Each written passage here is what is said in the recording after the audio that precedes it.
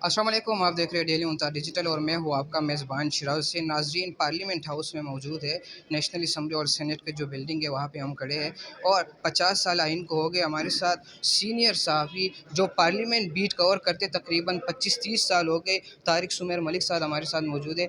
Sir, ये जो तस्वीरें लगी हुई है हमारी याद में तो कुछ भी नहीं है, आप क्या कहेंगे सर?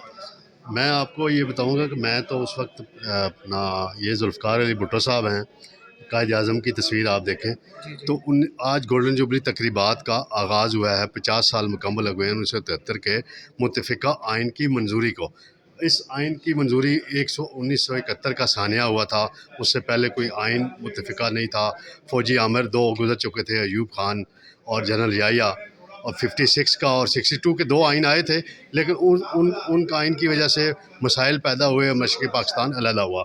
तो भुट्टो साहब को ये आइडिया दिया गया, उनको उनके विज़न में ये आया कि पाकिस्तान को एक मुत्तफ़िका आइन दिया जाए। उस पर उन्होंने आगाज़ किया और 1 साल पूरा इसमें लगा।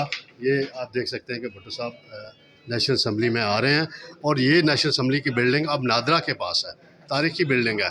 और अफसोसनाक बात है कि पिछले दिनों कमेटी इजलास में बताया गया कि नादरा ने उस असम्बली हॉल को स्टोर बनाया हुआ है, स्टोर बनाया हुआ है और उस पर स्पीकर राजा परवेज़ अशरफ ने एक्शन लिया और उन्होंने कहा कि उसको उसकी ओरिजिनल हालत में बहाल करें, उसको कौमी विरसा करार दिया गया है। ये मौलाना मुफ्ती महमूद साहब हैं, ये हफीज़ पीरज़ादा साहब हैं, वज़ीर कानून होते थे पार्लिमानी अमूर, जिन्होंने इस बिल की ड्राफ्टिंग में करने में, और ये मौलाना फजलुर रहमान साहब के वालिद हैं मौलाना मुफ्ती महमूद, इन्होंने इस बिल को पास कराने में बड़ा अहम किरदार अदा किया।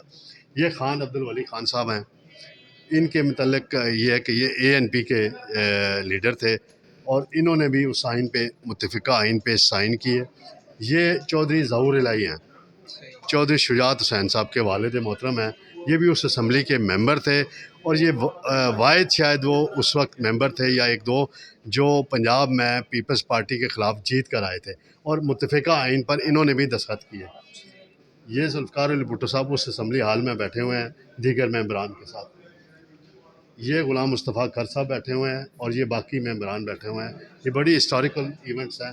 ये इस असम्बली हाल का बिल्डिंग है जिसमें मैं ख़ुद कई दफ़ा जा चुका हूँ, कवरेज कर चुका हूँ और इसको अब तारीख़ी विरसे के तौर पर बहाल किया जा रहा है। ये वो कमेटी रूम है जिसमें मीटिंग्स होती थी। ये मौलाना शाह अहमद नूरानी साहब हैं, ये प्रोफेसर गफूर अहमद साहब हैं, जमात इस्लामी के रहनुमा थे, वो भी उस आइनी सर, कमेटी ये के। तो ज़रा यूनाइटेड नेशन की शक्ल में नहीं है जिस तरह ये वहाँ पे? बिल्कुल उसी स्टाइल में बनाया गया था, बड़ा सादगी से, बड़ा खूबसूरत हाल था। ये 1973 का आइन इस असम्बली हाल में मुत्तफ़िका तौर पर पास किया गया था। ये देख लें, ये दस्तखत हो रहे हैं जी, सब मैं बारी बारी इस आइन पे दस्तखत कर रहे हैं, पास हो। ये एक तारीख़ी तस्वीर है जो आज अखबारात में भी आपने देखी होगी।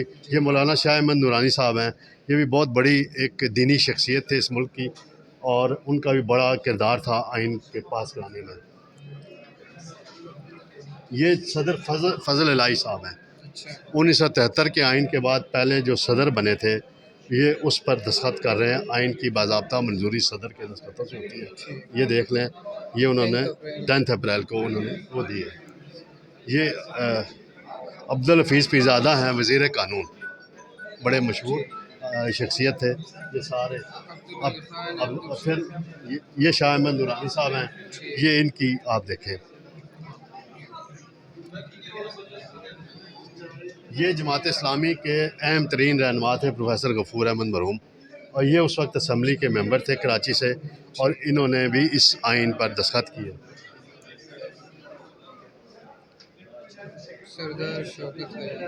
ये सरदार शौकत हयात खान साहब हैं, इन्होंने भी इस पे दस्तखत किए थे। ये मेजर जनरल जमाल डार हैं, ये जो KPK से उस वक्त सूबा सरहद कहते थे, वहाँ से मेंबर थे। ये सरदार शहराज मज़ारी साहब हैं, शहरबाज खान मज़ारी साहब हैं, ये भी अपना उस असम्बली के मेंबर थे और ये जनूबी पंजाब डेरा गाजी खान से MLA रहे हैं। सर, इस बिल्डिंग के बारे में बताइए। ये बिल्डिंग है नेशनल असम्बली का वो हाल है जो आजकल नादरा के पास है। ये यहाँ पर जब आइन पास किया गया था तो इस बिल्डिंग में ही इजलास हुआ करते थे। जब ये बिल्डिंग बनी 1985 में, जिसका मोहम्मद खान जनेजा साहब ने संग बुनियाद रखा था, तो ये इसमें फिर ये प्राइम मिनिस्टर सेक्रेटेरिएट इसको डिक्लेयर कर दिया गया था। तो ये भुट्टो साहब, मियाँ नवाज शरीफ साहब, बेनज़ीर भुट्टो साहिबा उस वक्त तक यहाँ बैठते रहे और यहाँ पर इसको फिर स्टेट बैंक बिल्डिंग भी बाद दफ़ा डिक्लेयर किया गया, लेकिन अब ये नादरा का हेडक्वार्टर बताया जा रहा है।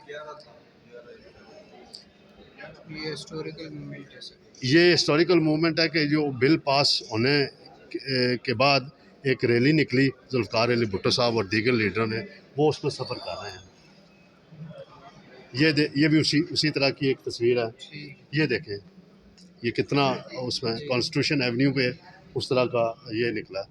ये उस पैदल जा रहे हैं सारे अरकान उस असम्बली हाल में, और ये सारे इस तरह सर, ये सारे इसी तरह ये देखते जाएं।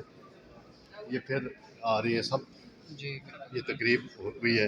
ये रात का मंजर है, लाइटिंग की गई थी। फिर ये देखें असम्बली हाल की एक और एंगल से तस्वीर सर। है।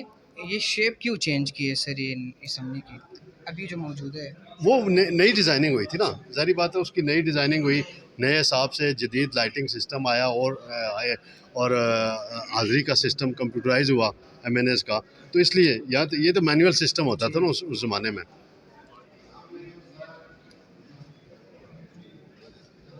ये जुल्फ़िकार अली भुट्टो साहब आइन मंजूर होने के बाद पहले मुंतखब वज़ीर आज़म के तौर पर हलफ उठा रहे हैं और सदर फजल उनसे हलफ ले रहे हैं।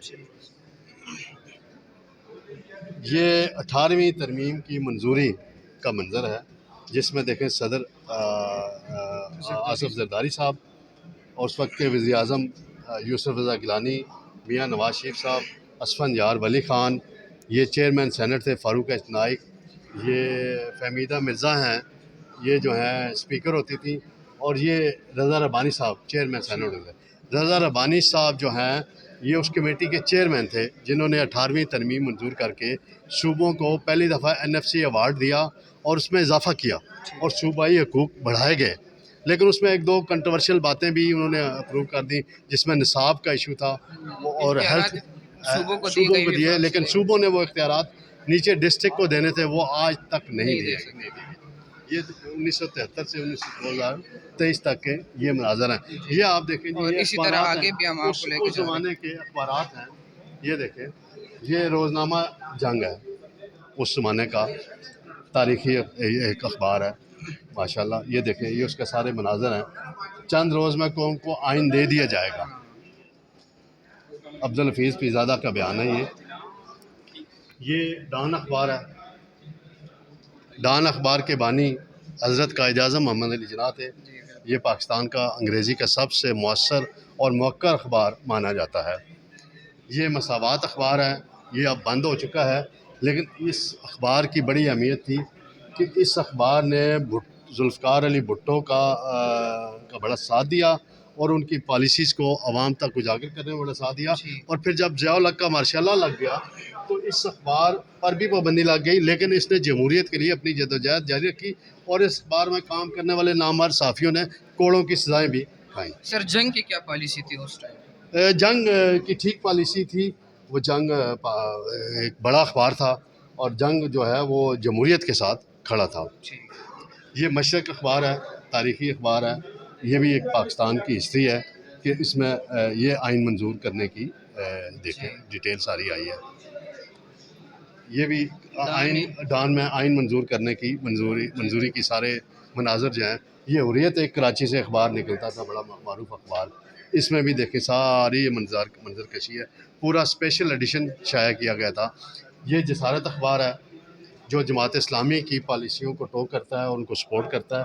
अब भी शाया होता है कराची से और बड़ा मौक़र अखबार माना जाता है। ये डान अखबार की एक और मंजर है। तो ये था इस आइन की मंजूरी के हवाले से बैकग्राउंड आपको बताना।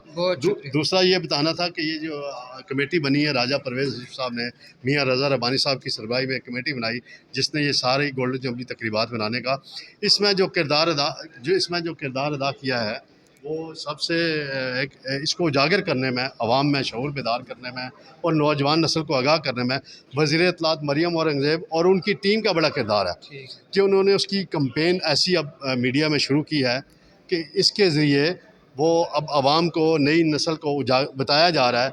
ये देखें जी, ये पाकिस्तान पोस्ट ऑफिस का इन्होंने बनाया है, बड़ा खूबसूरत।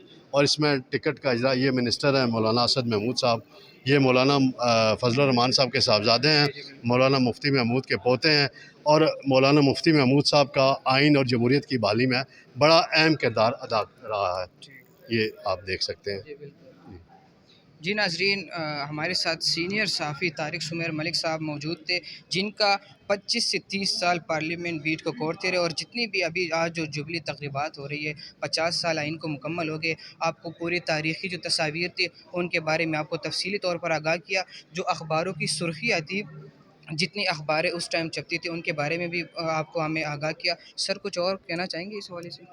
और मैं यही कहना चाहूँगा कि इस आइन का तहफ़्फ़ुज़ होना चाहिए, इस आइन पर अमल होना चाहिए, ताकि मुल्क यकजहती के साथ, अमन के साथ आगे बढ़ सके।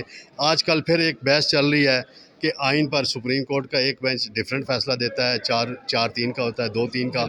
ये बहस चल रही है। मुल्क में एक आइनी बहरान की कैफियत चल रही है। असम्बली में बार बार बिल भी पास हो रहे हैं। आज भी बिल पास होने के लिए जॉइंट सेशन में आ रहा है, आज खुद नोटिस के मतलब चीफ जस्टिस सुप्रीम कोर्ट।